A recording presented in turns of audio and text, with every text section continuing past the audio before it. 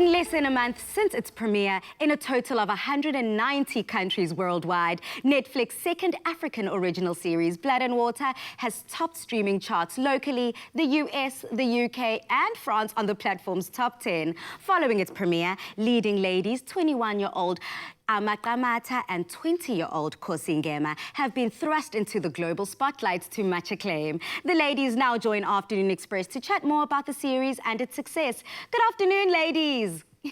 Hi, afternoon. How are you?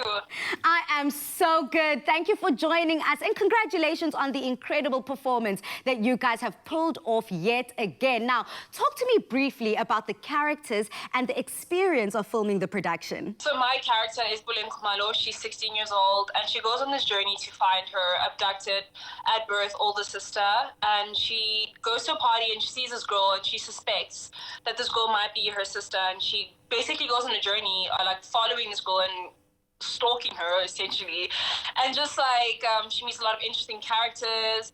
She's very driven, you know. She's a very cool girl. I really enjoyed playing her. It was a great experience. We got to shoot in Cape Town. Cape Town is beautiful. You know, it was almost like a vacation actually, like when we were shooting, because we got to shoot at such beautiful places. My character is Sigile Tele. She's a 17-year-old star student. She's actually the girl that Buleng suspects could be her sister. And yeah, she's a little Miss Perfect. You know, she puts on this perfect image of herself and her life. And once Buleng enters her life, yeah, things start to get real for her. Hey, things go like this. Khosi, now you've hit the ground running with this being your first acting role, which has been so successfully delivered. Now, how did you go about channeling and preparing for your role? So when it came to preparing for Figile, obviously given the source material that we have and character background, I'd also have conversations with Nasipo's director, which were really helpful in getting a better understanding because, you know, she did write it as well. But I would also look at, I guess, other people around me that I feel are similar to Figile as well, and also take pieces of myself. Ama, at 21, you, on the other hand, through the series, landed your first starring role. This comes with great responsibility. So what kind of support got you through the execution of this role? We had an amazing director. You know, Nasipo really held our hand throughout this entire process. Whatever we were not sure about, I think we're very lucky that she was not only the director, but also the writer of the story. So whatever we were not sure about, she was always open to speak about, you know, anything.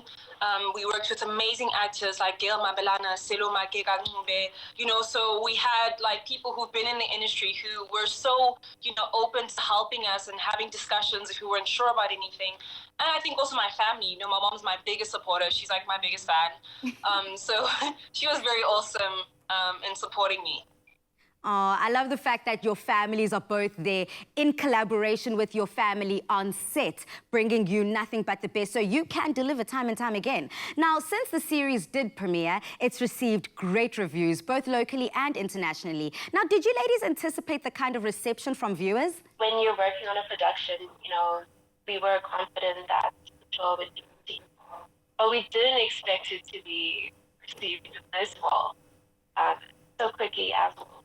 Like, people around us were telling us, I remember people like, are you guys ready? Like, this is going to be big, like, it's going to change your lives. And we were like, yeah, like downplaying it a little bit, but, you know, praise God. I mean, it's been such a huge opportunity, and we're so grateful that we get to represent young African talent on a global stage. You know, it's such a huge privilege and honor. It is. I'm sure you guys do have those out-of-body pinch myself moments, but believe it, it is real. You've made it, baby. You can say, Mama, I've made it. Now,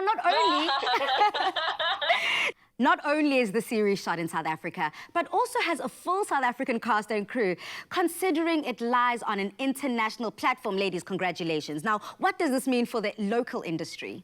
We're representing Africa on a global stage. I think it's an opportunity for the world to see young African talent, you know, and we're so lucky that the show's doing so well. It makes people more confident in our work, you know, not that we need the validation, but people can see that, okay, we can actually invest in African content. My hope is that it opens up even more doors.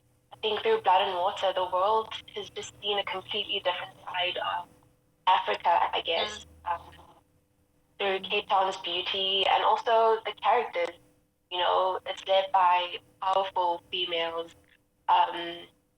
Just the whole cast as a whole, so diverse.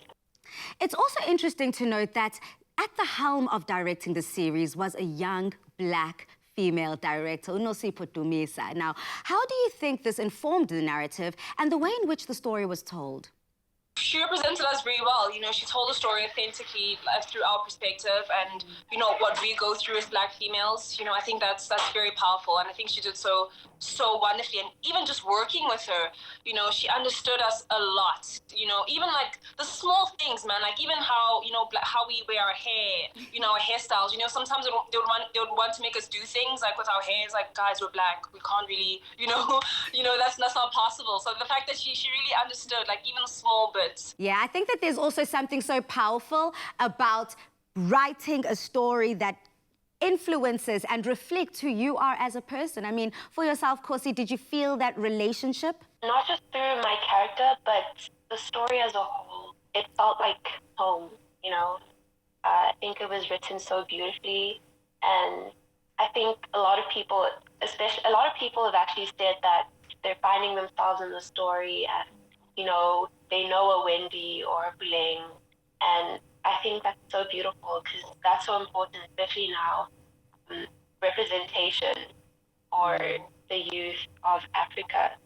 Yeah, Unosipho is a true genius. I do love her indeed. She, time and time again, Salute to her, man.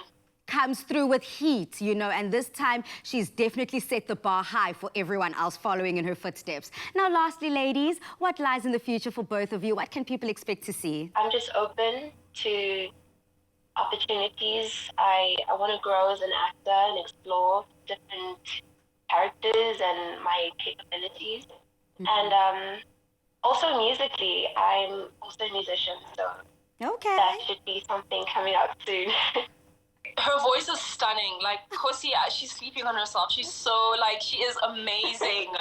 Like, I'm waiting for that EP to drop. But I think Khosi summed it up well. I think I'm just looking forward to growth, you know, in the industry, as a person, as an actress.